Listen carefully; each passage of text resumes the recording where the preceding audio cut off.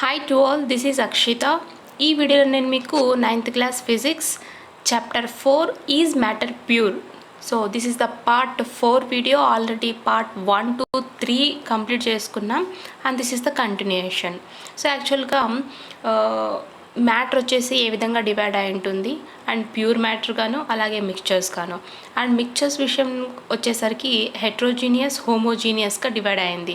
And again we also discussed about solutions. So సొల్యూషన్స్లో మనం solvent solute గురించి తెలుసుకున్నాం, అలాగే కాన్సన్ట్రేషన్ ఆఫ్ సొల్యూషన్ గురించి కూడా తెలుసుకున్నాం. అండ్ ఈ సొల్యూషన్స్లో సస్పెన్షన్స్ ఉంటాయి, ఎమల్షన్స్ ఉంటాయి. Okay, then this is a continuation. In activity 5, particles of milk in the second test tube are uniformly spread throughout the mixture. Due to smaller size of milk particles, it appears to be homogeneous, but it is a heterogeneous mixture.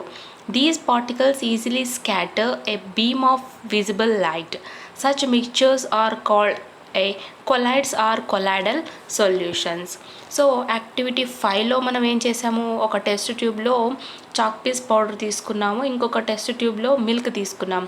So ఈ 2 test ట్యూబ్స్లోకి some drops of water add చేసాక బాగా stir చేసినట్టయితే ఆ 2 solutions కూడా బాగా mix అయినట్టుగా కనిపిస్తుంది. ఓకే, సో ఇక్కడ కొద్దిసేపు మనం డిస్టర్బ్ చేయకుండా ఆ 2 టెస్ట్ ట్యూబ్స్ని వదిలేసినట్టయితే చాక్ పీస్ పౌడర్ యాడ్ చేసి ఉంటాం కదా, ఆ మిక్చర్ అంటే దాంట్లో చాక్ పీస్ పౌడర్ యాడ్ చేసినటువంటి టెస్ట్ ట్యూబ్లో కింద ఒక థిక్ లేయర్ అనేది ఫామ్ అయి ఉంటుంది అండ్ పైన వాటర్ లేయర్ అనేది ఫామ్ అయి ఉంటుంది. అంటే ఇక్కడ రెసిడ్యూ మిగిలి ఉంటుంది అనమాట. ఎప్పుడైతే మనం ఈ లిక్విడ్ ద్వారా బీమ్ ఆఫ్ లైట్ని పాస్ చేస్తామో సో అక్కడ స్కాటరింగ్ అనేది అంటే పాత్ అనేది మనకు విజిబుల్ కాదు.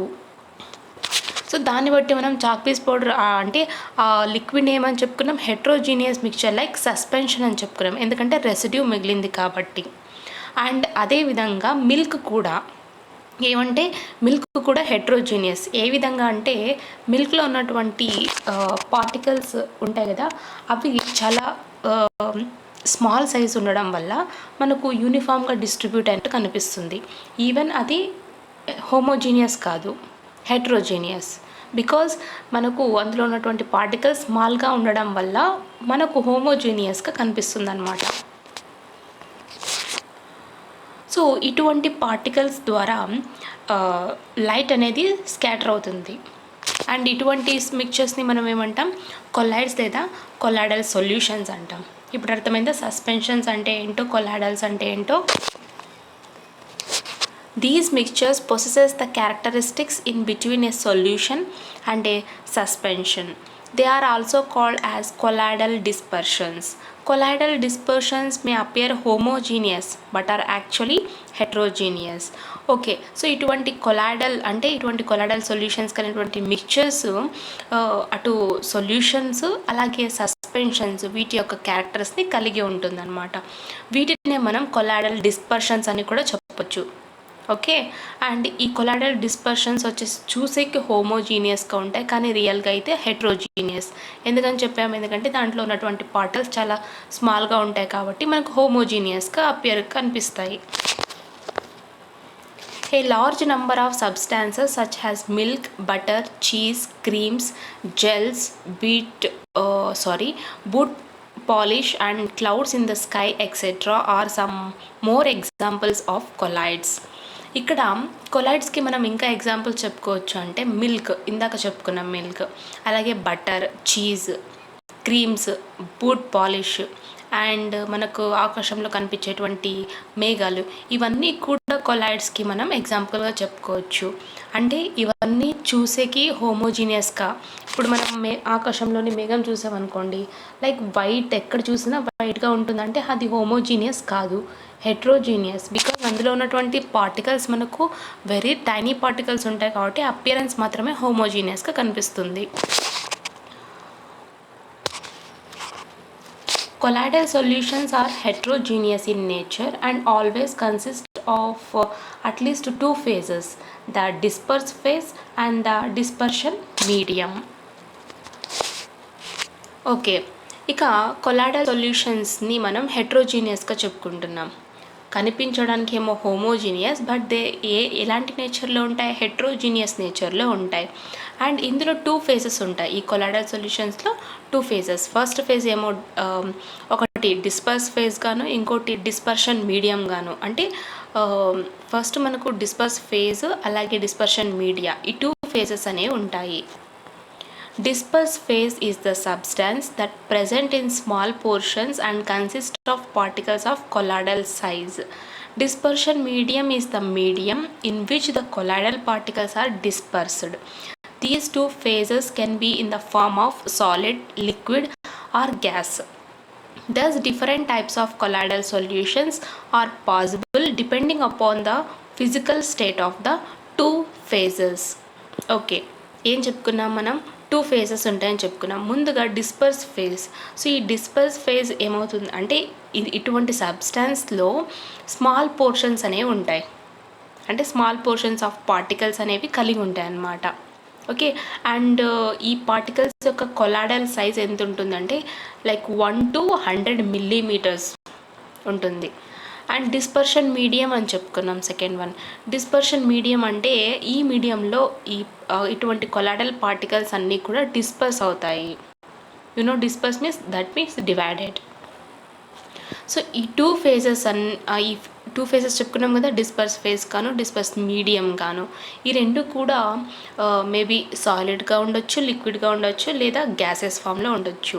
అండ్ ఇటువంటి కొలాయిడల్ సొల్యూషన్స్ వచ్చేసి అవి ఉండేటువంటి ఫిజికల్ స్టేట్ మీద డిపెండ్ అయి ఉంటాయి.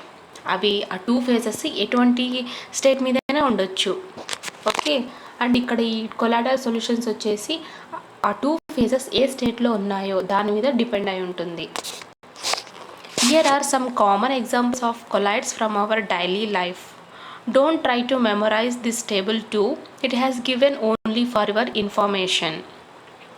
ఓకే, ఇటువంటి కొలాయిడ్స్కు, ఇటువంటి కొలాయిడల్ సొల్యూషన్స్కు మనం కామన్ ఎగ్జాంపుల్స్ చెప్పుకోవచ్చు. ఇక్కడ టేబుల్ 2 ఇచ్చారు, అండ్ ఈ టేబుల్ 2 బేస్ చేసుకొని మనం ఇన్ఫర్మేషన్ని గ్యాదర్ చేసి వీటిని మెమరైజ్ చేసుకోవాలన్నమాట. Don't try to memorise this table, it has given only for your information. Okay, so just information కోసం మాత్రమే మనకు టేబుల్ 2ని ఇవ్వడం జరిగింది. So this is the table 2. Yes,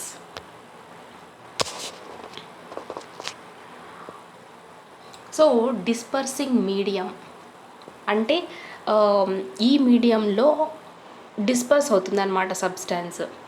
and next dispersed phase అంటే ఏ ఫేజ్లో డిస్పర్స్ అయ్యింది. అండ్ నెక్స్ట్ కొలాయిడల్ టైప్, దానికి కావాల్సినటువంటి examples. So first dispersing medium చూసుకున్నట్టయితే గ్యాస్ అనుకుంటున్నాం. సో డిస్పర్సింగ్ మీడియం ఏంటి, gas.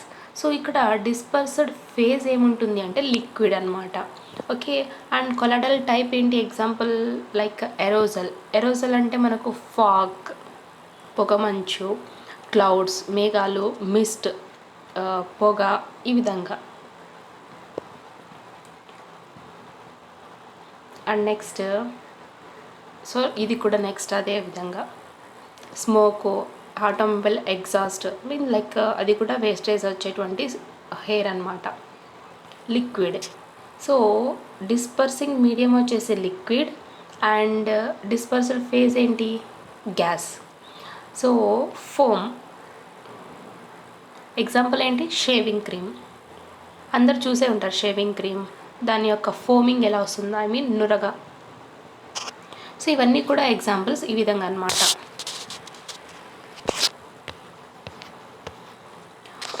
It is stated that the particles in a colloidal solutions can easily scatter a beam of visible light. This scattering of beam of light is called the Tyndall effect, named after the scientist who discovered it.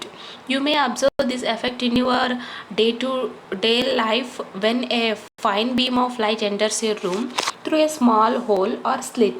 You can try to see Tyndall effect at your home. Okay. So colloidal సొల్యూషన్స్లో మనం ఇంకొక characteristic discuss చేసుకున్నాం. ఏంటి అంటే ఇటువంటి solutions ద్వారా beam of light like scattering అనేది బాగా జరుగుతుంది అని. సో ఇటువంటి స్కాటరింగ్నే మనం ఏమంటున్నాం అంటే టిండల్ ఎఫెక్ట్ అంటాం. సో ఈ టిండల్ ఎఫెక్ట్ అనేటువంటి నేమ్ ఏ విధంగా వచ్చిందంటే ఎవరైతే సైంటిస్ట్ దీన్ని కనుక్కోవడం జరిగిందో వారి నేమ్ ఇక్కడ హానర్గా పెట్టడం జరిగింది. So that is the Tyndall effect. So ఇటువంటి ఎఫెక్ట్ని మనం డే టు డే లైఫ్లో చూస్తూ ఉంటాం.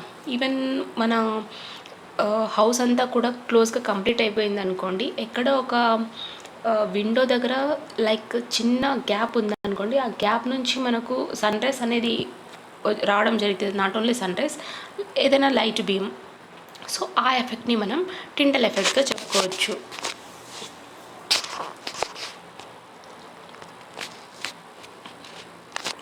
Select a room where the sunlight falls directly through a window. Close the windows in such a way that the slit is left open between the windows. Don't close completely. What do you see? Exactly ఇప్పుడు మనం ఏం చెప్పుకున్నాం, ఇక్కడ ఒక room select చేసుకోమన్నారు. So ఆ రూమ్లోకి sunlight ఏ విధంగా రావాలి, విండోస్ ద్వారా రావాలి. ఇప్పుడు మనం విండోస్ అంతా కూడా కంప్లీట్గా క్లోజ్ చేయకుండా కొద్దిగా ఒక స్లిట్ లైక్ ఒక, so this is the window అనుకుంటే మనం క్లోజ్గా కంప్లీట్గా క్లోజ్ కాకుండా ఇక్కడ ఒక స్లిట్ కొంచెం ఓపెన్గా వచ్చేంత వరకు దాన్ని వదిలేసేయాలి. ఇప్పుడు దాని నుంచి మనకు సన్ రైజ్ అనేవి లోపలికి రావడం జరుగుతుంది. సో దాన్ని ఏమని చెప్పుకున్నాం ఇందాక, టిండల్ ఎఫెక్ట్ అని చెప్పాం కదా. Yes, you can also observe this phenomenon while walking on a road having a lot of trees on both sides. When the sunlight passes through branches and leaves, you see the path of dust particles. Yes, so కేవలం ఇదే విధంగా కాకుండా మనం day to day లైఫ్లో చాలా చూసింటాం. For example, మనం ఒక road సైడ్న వాకింగ్ చేసుకుంటూ వెళ్ళామనుకోండి, బోత్ సైడ్స్ ఫుల్ ట్రీస్తో కవర్ అయిపోయి ఉంటుంది. అండ్ ఆ ట్రీస్ యొక్క బ్రాంచెస్ నుంచి సన్ రేస్ పడుతూ ఉంటాయి. సో అప్పుడు పడినప్పుడు ఆ రేస్లో మనకు డస్ట్ పార్టికల్స్ అన్నీ వెళ్తున్నట్టుగా కనిపిస్తూ ఉంటాయి. అండ్ మన హౌస్లో కూడా చూస్తూ ఉంటాం. సో ఇంతకుముందు పాతకాలం హౌస్లో చూసుకున్నట్టయితే పైన గవాసులు అంటారు, అంటే సన్లైట్ పడే విధంగా ఓపెన్ చేసి ఉండేవాళ్ళు. సో దాని నుంచి మనకు సన్ రైజ్ పడినప్పుడు ఆ వేలో, లైక్ ఇప్పుడు మనకు, so this is the room అనుకుందాం, హోల్డ్ హౌసెస్లో మనం గవాసులు తీసింటాం. సో ఈ విధంగా ఎంతో సో ఈ విధంగా తీసినప్పుడు మన ఇంట్లోకి ఇలా సన్ రైజ్ పడుతూ ఉంటాయి. సో ఈ ఏరియాలో మొత్తం అంతా కూడా డస్ట్ పార్టికల్స్ మూవింగ్లో ఉంటుందన్నమాట. అంటే ఈ ఏరియాలో చూసుకున్నట్టయితే అంతగా కనిపించదు, బట్ ఎక్కడైతే సన్ రైజ్ అనేది చాలా మనకు స్ట్రైట్గా కనిపిస్తూ ఉంటుందో, సో ఇక్కడంతా కూడా డస్ట్ పార్టికల్స్ మోషన్స్లో ఉంటాయి. Whether it may be up and downs, ఏ విధంగానే ఉండొచ్చు. సో ఇక్కడ మనం చూస్తూ ఉంటాం.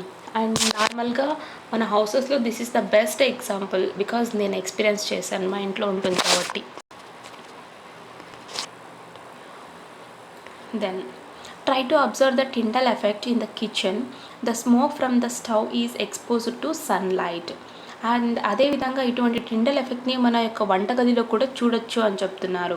ఏ విధంగా అంటే, స్టవ్ నుంచి వచ్చేటువంటి పొగ ఉంటుంది కదా, సో ఈ పొగ ఏమవ్వాలి అంటే సన్లైట్కు ఎక్స్పోజ్ అవ్వాలి. లైక్ మీరు బయట వంట చేసే వాళ్ళకైతే తెలుస్తుంది. అండ్ కిచెన్లో కూడా చూడొచ్చు. అంటే కిచెన్లో చూడాలంటే ఈవెన్ కిచెన్ విండోలో నుంచి మనకు సన్ రైజ్ పడినట్టయితే ఈ ఎఫెక్ట్ మనకు కనిపిస్తుంది. ఏదైతే నేను ఇప్పుడు రూమ్లో గవాసులు పెట్టుకుంటారని చెప్పాను కదా, ఆ విధంగా. Did you ever observe this phenomena in the cinema halls? So ఇటువంటి ఫెనోమినాని మీరు సినిమా హాల్లో కూడా చూసి ఉంటారు. ఏ విధంగా అంటే, మన సినిమా హాల్ మనం ఎంటర్ అవ్వగానే మొత్తం క్లోజ్ చేసి ఉంటారు.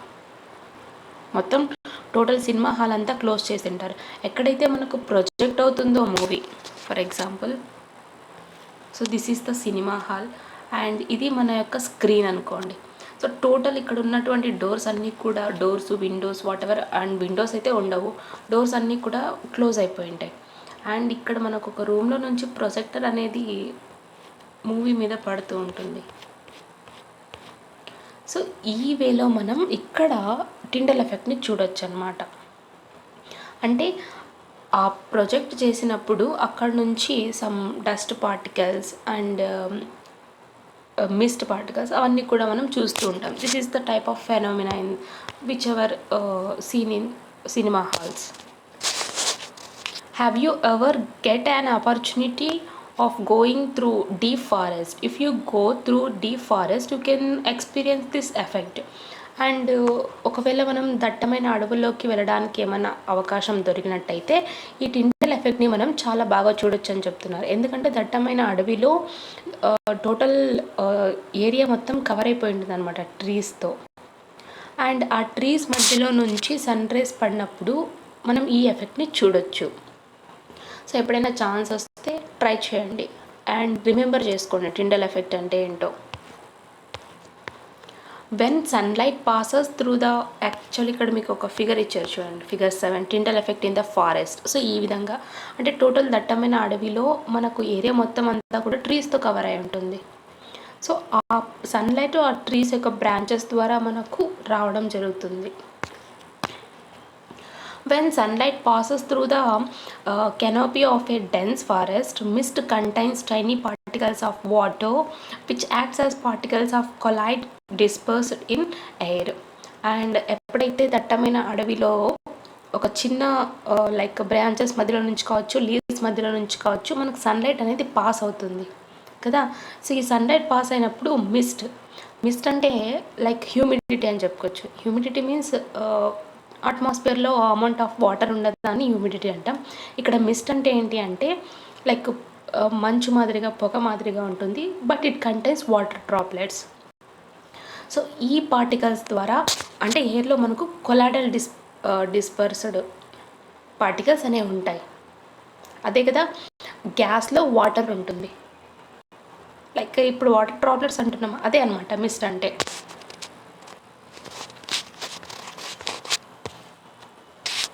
Next figure 8 is ice cream a colloid. Ice cream మనం అందరూ చూస్తూ ఉంటాం, తింటూ ఉంటాం, and we're all of fond of ice creams కదా. ఓకే, మరి ఐస్ క్రీమ్ కొలైడ్నా? Ice cream is made by churning a mixture of sugar, milk and flavors. This mixture is slowly chilled to form ice cream. The churning process disperses air bubbles into the mixture by foaming and break up the large ice crystals into tiny particles. Okay, so ఇక్కడ మనం అందరూ ఇష్టపడి తినేటువంటి ice cream ఏ విధంగా తయారు చేస్తారంటే milk, sugar, అలాగే ఇతర ఫ్లేవర్స్ లైక్ వెన్నెలా, స్ట్రాబెర్రీ, పైనాపిల్, ఇటువంటి ఫ్లేవర్స్ అన్నీ కూడా యాడ్ చేస్తూ ఉంటారు. సో వీటి యొక్క చర్నింగ్ అంటే చిలకడం అంటారు. ఓకే, సో వీటిని చిలకడం ద్వారా ఐస్ క్రీమ్ అనేది తయారవుతుంది. సో ఈ ప్రాసెస్లో ఏం జరుగుతుందంటే ఈ మిక్చర్ అంతా కూడా ఫస్ట్ అంటే చిలుకుతున్నప్పుడు చాలా స్లోగా ఐస్ క్రీమ్గా ఫామ్ అవుతుంది, చల్లటి ఐస్ క్రీమ్లా ఫామ్ అవుతుంది. చర్నింగ్ ప్రాసెస్లో ఏమవుతుంది అంటే ఇక్కడ ఈ మిక్చర్ నుంచి ఫోమింగ్ ద్వారా ఈ మిక్చరు ఎయిర్ బబుల్స్ నుంచి మిక్చర్గా ఫామ్ అవుతుంది. ఇప్పుడు మనం ఏం చెప్పాం, మిల్క్, షుగర్, ఫ్లేవర్స్ యాడ్ చేస్తున్నప్పుడు చర్నింగ్ చిలుకుతున్నప్పుడు ఆ ఎయిర్ బబుల్స్ అంతా కూడా ఫోమింగ్ ద్వారా మిక్చర్గా కన్వర్ట్ అవుతుంది అనమాట. మిక్చర్గా కన్వర్ట్ అయినటువంటి ఐస్ క్రీమ్ అంటే లార్జ్ క్రిస్టల్స్గా ఉన్నటువంటి ఐస్ క్రీమ్ టైనీ పార్టికల్స్గా మారి మనకు ఐస్ క్రీమ్గా ఫామ్ అవుతుంది. The result is a complex substance contains solids, milk, fat and milk proteins, liquids, water and gases, air bubbles. Now can you guess whether ice cream a collide or not? Yes. So ఇక్కడ ఏం చెప్తున్నాం, మనము milk, sugar, flavours తీసుకున్నాం. Okay, and ఇక్కడ water కూడా add చేస్తాం. ఇక్కడ ఏం జరుగుతుంది అంటే లార్జెస్ట్ క్రిస్టల్స్లో ఉన్నటువంటి ఆ మిక్చర్ టైనీ పార్టికల్స్గా మారుతుంది, లైక్ ఎయిర్ బబుల్స్ నుంచి మిక్చర్గా కన్వర్ట్ అవుతుంది. దేని ద్వారా? ఫోమింగ్ ద్వారా, చర్నింగ్ చేస్తున్నప్పుడు. ఓకే, ఆ రిజల్ట్ అంతా కూడా ఏ విధంగా ఉంటుందంటే ఇందులో సాలిడ్ అని చెప్పుకున్నాం. సాలిడ్ వచ్చేసి మిల్క్లో ఉన్నటువంటి మిల్క్, ఫ్యాట్స్, అలాగే ప్రోటీన్స్. లిక్విడ్ అంటే ఇక్కడ మనం వాటర్ని కూడా యాడ్ చేస్తాం. అండ్ నెక్స్ట్ గ్యాసియస్ చెప్పాం కదా, ఎయిర్ బబుల్స్ నుంచి చర్నింగ్ చేస్తున్నప్పుడు ఎయిర్ బబుల్స్ నుంచి మిక్చర్గా కన్వర్ట్ అవుతుంది అని. దీన్ని బట్టి చూస్తే ఇక్కడ ఇది కొలైడ్గా చెప్పుకోవచ్చా లేదా? అండ్ మనం ఏం చెప్పుకున్నాం, కొలాయిడల్ సొల్యూషన్స్ షుడ్ బి ఏ ఫేజ్లోనే ఉండొచ్చు, సాలిడ్, లిక్విడ్, గ్యాసియస్ ఫేజ్లో ఉండొచ్చు.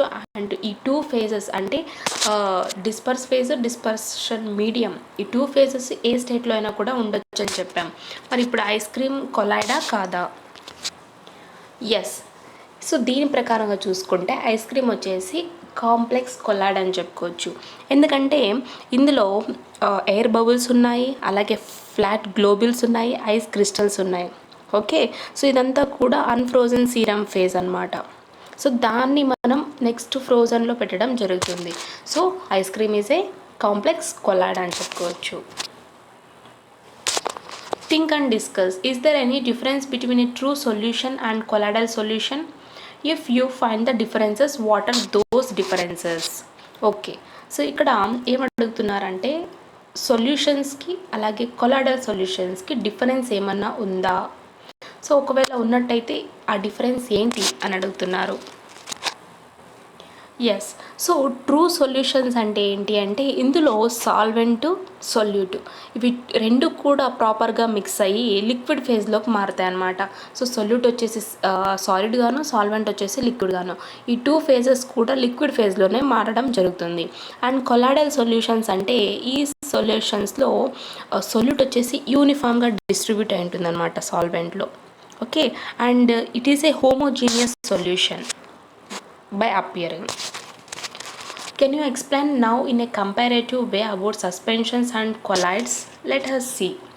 సరే, సో సస్పెన్షన్స్ అంటే ఏంటి, కొలాయిడ్స్ అంటే ఏంటి, వీటిని కంపారేటివ్ వేలో మనం ఒకసారి డిస్కస్ చేసుకుందాం. ఎగ్జాక్ట్లీ. సో ఇక్కడ మనకు ఒక table. Yes. So suspensions, colloids వీటి యొక్క ప్రాపర్టీస్ని కంపేర్ చేసుకుందాం. సో సస్పెన్షన్స్ వచ్చేసి heterogeneous mixtures, colloids is a heterogeneous mixtures. So both are heterogeneous mixtures. Now so సస్పెన్షన్స్లో ఉన్నటువంటి పార్టికల్స్ని మనం డైరెక్ట్గా కంటి చూపుతో చూడొచ్చు. బట్ కొలాయిడ్స్లో ఉన్నటువంటి పార్టికల్స్ చాలా స్మాలర్ సైజ్ ఉన్నప్పటికీ మనం డైరెక్ట్గా నాకడ్ అయితే చూసినప్పటికీ కూడా వాటిలో ఉన్నటువంటి పార్టికల్స్ ఏ విధంగా ఉంటాయంటే చాలా స్మాల్ సైజ్లో ఉంటాయి. The particles of suspension scatter a beam of light passing through it and make its visible path. Yes. So suspensions, so ఇటువంటి సస్పెన్షన్స్లో మనం బీమ్ ఆఫ్ లైట్ని పాస్ చేసినప్పుడు వాటి యొక్క పాత్ అనేది మనకు విజిబుల్గా కనిపిస్తుంది అనమాట. And colloids are big enough to scatter a beam of light passing through it which makes its parts visible.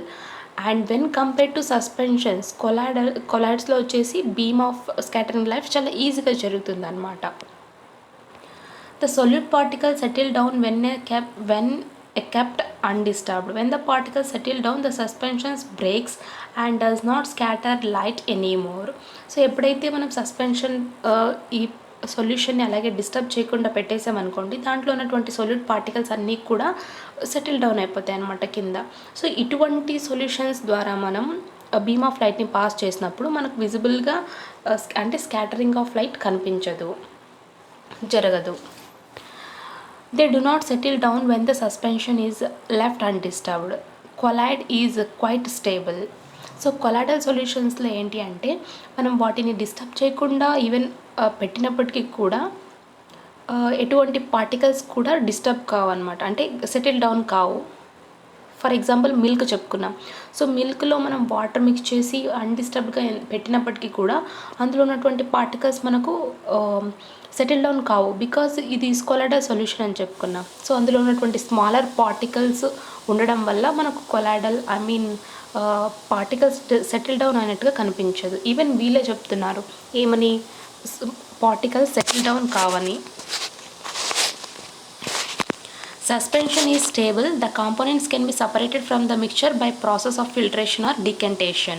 So ఇక్కడ సస్పెన్షన్ వచ్చేసి అన్స్టేబుల్గా ఉంటుంది. అండ్ ఇందులో అంటే ఈ మిక్చర్ నుంచి మనం ఏమైనా కాంపోనెంట్స్ని సపరేట్ చేయాలనుకుంటే ఫిల్ట్రేషన్ లేదా డీకంటేషన్ ఈ 2 ప్రాసెస్ని యూజ్ చేయొచ్చు. అండ్ కొలాయిడల్స్ ఇటువంటి మిక్చర్స్ ద్వారా మనం కాంపోనెంట్స్ని డివైడ్ చేయాలనుకుంటే ఫిల్ట్రేషన్ ప్రాసెస్ యూజ్ చేయాలన్నమాట. Centrifugation technique is used in separation. అదేవిధంగా సెంట్రిఫ్యూగేషన్ టెక్నిక్ సో ఈ టెక్నిక్ని కూడా మనం యూస్ చేయొచ్చు. And these are the properties comparative way of suspension and colloids. So we will discuss the remaining lesson in the next video. Thank you.